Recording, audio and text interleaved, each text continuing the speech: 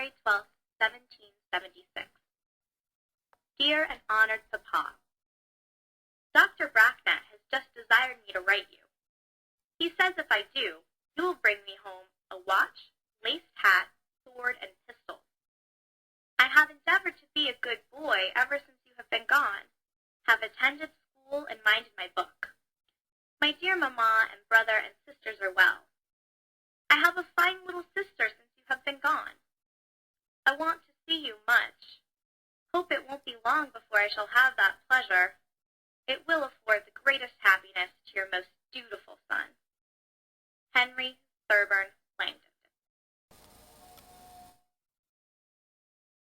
Camp before York in Virginia, 21 October, 1781. I have had the honor of receiving several letters from Your Excellency since your departure from America, which I have duly answered and hope you have received them. Your ideas of the necessity of some important blow to the British power in the southern states were extremely just. The reasons are too obvious to be mentioned. I am happy, my dear sir, in having it in my power to announce to you the joyful event of the reduction of Lord Cornwallis and his whole force in Virginia.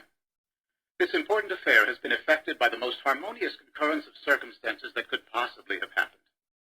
A fleet and troops from the West Indies under the orders of one of the best men in the world, an army of American and French troops marching from the North River 500 miles, and a fleet of Comte de Verrat from Rhode Island, all joining so exactly in point of time as to render what has happened almost certain. I shall not enter into a detail of circumstances previous to the collection of our force at Williamsburg, 12 miles distant from this place, which was made on the 27th. On the 28th, we marched to this camp, and on the 29th and 30th, we completed our investiture of York. A body of American militia, the Duke Lezon's Legion, and some Marines from the fleet of Comte de Grasse, at the same time formed the vicinity of Gloucester so as to prevent any incursions of the enemy into the country.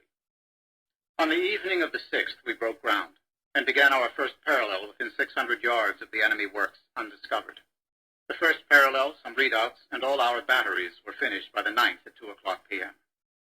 The gallant troops of France under the orders of Baron Vivmonny and the hardy soldiers of America under the Marquis de Lafayette attacked and carried them both in an instant. This brilliant stroke was effectual without any great loss on our side. The enemy lost between 100 and 200. On the 16th, just before day, the enemy made a sortie and spiked up some of our cannon, but was soon repulsed and driven back to their works. The cannon were soon cleared, and the same day our batteries in the second parallel began to fire and continued on without interruption until 9 o'clock on the morning of the 17th October. The firing continued until 2 o'clock, when commissioners on both sides met to adjust the capitulation, which was not finished and signed until 12 o'clock on the 19th. Our troops took possession of 2 redoubts of the enemy soon after, and about 2 o'clock the enemy marched out and grounded their arms. Henry Knox.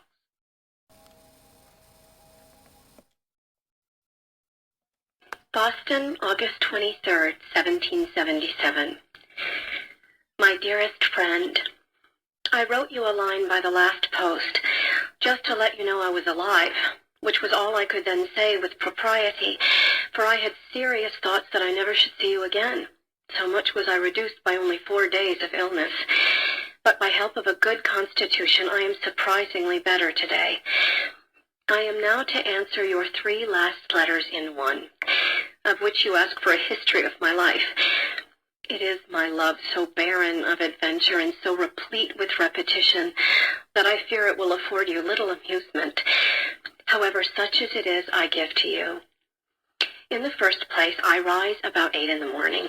A late hour, you will say, but the day after that is full long for a person in my condition. I presently after sit down to my breakfast, where a page in my book and a dish of tea employ me alternately for about an hour. When after seeing that family matters go on right, I repair to my work, my book or my pen, for the rest of the forenoon. At 2 o'clock I usually take my solitary dinner where I reflect upon my past happiness, when I used to sit at the window watching for my Harry, and when I saw him coming my heart would leap for joy when he was at my own, and never happy for me, when the bare thought of 6 months' absence would have shook him. To divert Alex's pleas, I placed my little Lucy by me at table, But the more engaging her little actions are, so much the more do I regret the absence of her father, who would take such delight in them. Poor me, my heart is ready to burst. You who know what a trifle would make me unhappy can conceive what I suffer now. When I seriously reflect that I have lost my father, mother, brother, and sisters, entirely lost them, I am half distracted. True, I cheerfully renounce them for one far dearer to me than all of them, but I am totally deprived of them. I have not seen him for almost 6 months, and he writes me without pointing at any method by which I may ever expect to see him again. 'Tis hard, my Harry. Indeed it is. I love you with the tenderest, the purest affection. I would undergo any hardship to be near you, and you will not let me. Suppose this campaign should be like the last, carried into the winter. Do you intend not to see me in all that time? Tell me, dear, what your plan is. Adieu, my love. Lucy Knox.